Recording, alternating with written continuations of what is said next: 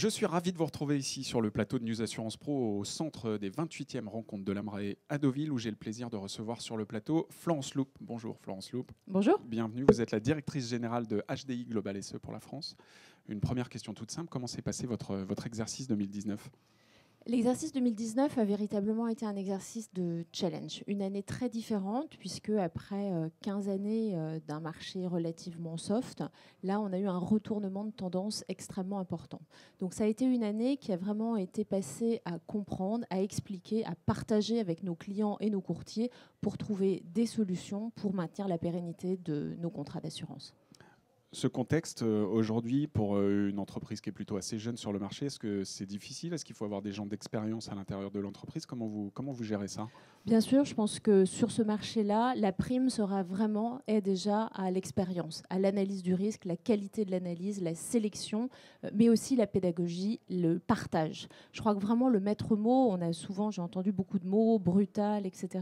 Je pense que le maître mot pour pallier à ça, c'est l'anticipation, l'organisation et l'explication.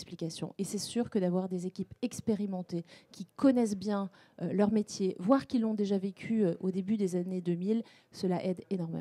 Est-ce qu'il y a des lignes qui sont particulièrement impactées ? Je pense à la RC dont tout le monde parle. Est-ce qu'il y a d'autres finalement activités qui pâtissent un peu de ce contexte tarifaire difficile ? Alors, je pense qu'on l'a vécu différemment selon les branches. Il y a des phénomènes qui touchent toutes les branches. L'impact des taux bas, par exemple, impacte toutes les branches à des niveaux plus ou moins importants. Mais après, il y a également d'autres phénomènes spécifiques à certaines branches. La branche qui a connu une année avec le plus d'actualité, c'est certainement la branche dommages, parce que multiplication des sinistres, parce que événements CatNat de plus en plus nombreux et de plus en plus intenses, mais aussi parce que impact de la perte d'exploitation, BI, CBI de plus en plus important. Donc là, il y a eu énormément de travail qui a été réalisé. Sur la RC, moi, ma conviction, c'est que le sujet, il est encore devant nous. En RC, on a aujourd'hui des couvertures extrêmement vastes, et je pense qu'on a devant nous des sujets d'adaptation de nos garanties, des sujets d'adaptation aussi à un environnement différent, la judiciarisation, plein d'autres événements. Et donc, à mon avis, ça, c'est encore un petit peu devant nous. La RC, cette année, on l'a vu se tendre plutôt sur des activités un petit peu compliquées. Je peux citer également le risque cyber, dont on parle beaucoup en ce moment. Je crois que le sujet cyber, il est loin d'être abouti. On apprend tous les jours sur ce sujet-là. Nous, notre approche, c'est d'apprendre avec nos clients. En général, on accompagne plutôt des clients qu'on accompagne déjà sur d'autres branches, dont on connaît la politique de risk management, avec lesquels on participe à l'exercice de cartographie. Donc, on a, je dirais, une logique d'apprendre en marchant sur ce sujet-là. Est-ce que justement sur ces clients, il y a besoin parfois de nettoyer, j'aime pas trop l'expression, mais en tout cas de revoir les portefeuilles ou en tout cas de tarifer différemment ou de revoir chaque position ? C'est un peu plus compliqué dans ce contexte ? Alors, je pense que ça doit dépendre très certainement des portefeuilles. Nous, on a un portefeuille plutôt grand compte, donc je dirais qu'il n'y a pas de grande masse dans notre portefeuille. Chaque client est individualisé, chaque client bénéficie d'une souscription personnalisée, et donc non, on ne nettoie pas des portefeuilles.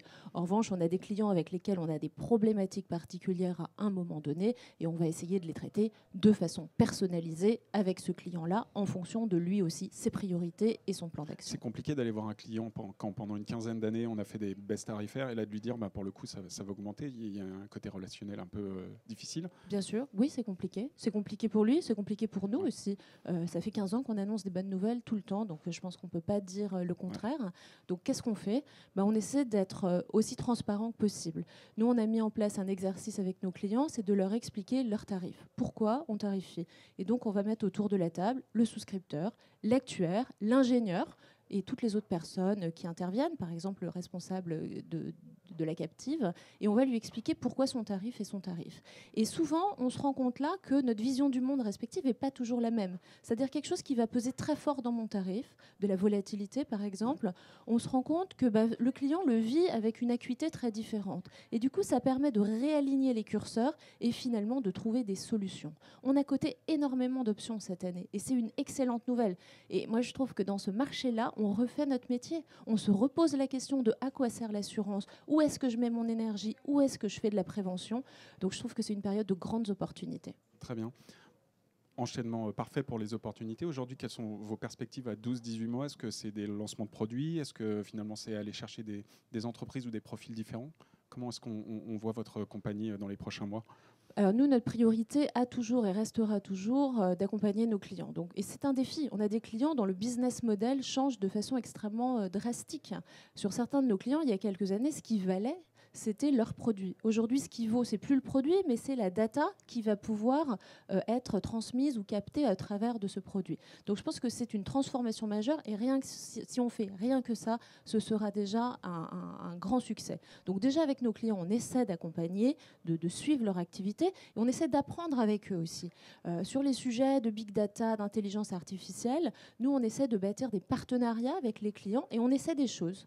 Voilà, donc par exemple des boîtiers sur des voitures pour mieux analyser la qualité de conduite. On essaie d'apprendre sur ce type de choses. Ça, c'est sur les clients. Après, bien sûr, on essaie aussi d'innover, d'apporter de nouvelles offres.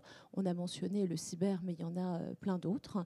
On travaille aussi beaucoup sur les services, parce que ma conviction, c'est que de plus en plus, notre métier, ce sera pas juste d'être un chéquier sur pattes, si je peux le dire comme ça, mais d'être vraiment un partenaire de l'entreprise qui l'accompagne dans des moments difficiles, voire dans des situations sur lesquelles la solution financière n'est pas encore pleinement disponible, mais son niveau d'attente premier, c'est du service. Donc ça, c'est également un axe de travail extrêmement fort pour nous, avant-vente, mais après-vente. Une gestion de sinistre, c'est de plus en plus compliqué et l'assuré a besoin d'un partenaire pour l'accompagner sur ces sujets-là. Et dernier point, on a également un axe de développement sur les entreprises de taille intermédiaire. Nous, historiquement, on a un positionnement très grand compte. Notre objectif aujourd'hui, c'est, en restant fidèle à qui nous sommes, aux valeurs que l'on pense pouvoir apporter à ce marché, pouvoir apporter ces offres à des entreprises de taille intermédiaire qui ont des process industriels sophistiqués, de l'ambition à l'international, par exemple. Très bien. Est-ce que des acquisitions sont à prévoir aujourd'hui sur le marché français pour HDI Global SE ? Je ne crois pas. De toute façon, je ne vous le dirai pas, mais je crois surtout que aujourd'hui, toute l'énergie doit être concentrée et on est déjà débordé. Ça peut aider de faire des acquisitions, ça peut permettre de franchir des gaps. Enfin, c'est mieux que moi. C'est pas dans ma feuille de route, c'est pas critique aujourd'hui. Aujourd'hui, c'est de bien faire ce qu'on fait. Très bien. J'en profite de vous avoir sur le plateau. Vous avez été la présidente de l'UJARF pendant 2 ans. Est-ce que vous pourriez tirer un petit bilan de finalement votre mandature ? Qu'est-ce que vous avez réussi à apprendre au contact des jeunes assureurs et réassureurs français ? Ça a été une aventure formidable de pouvoir diriger cette association pendant 2 ans. Moi, j'ai découvert plein de jeunes talents. La mission qu'on s'était donnée pour cette mandature avec mon bureau, c'était d'aller découvrir des talents et pas forcément de recevoir ceux qui arrivaient directement. Donc, on a pu s'ouvrir à d'autres types d'entreprises. On était très IARD, on est devenu un peu plus vie. On s'est ouvert également vers des groupes mutualistes. On avait beaucoup de populations de ce qu'on appelait du front office. On a maintenant des actuaires, des régleurs sinistres, voilà. Des gens de la compliance, et donc il y a une vraie richesse. Je crois qu'on est dans un métier formidable et il ne faut pas arrêter de le dire parce qu'on a encore du travail à faire pour valoriser notre marché et attirer des jeunes de talent vers cette industrie. Très bien, merci Florence Loup. Et moi je vous donne rendez-vous sur newsassurancepro.com pour d'autres vidéos tout au long de cette journée.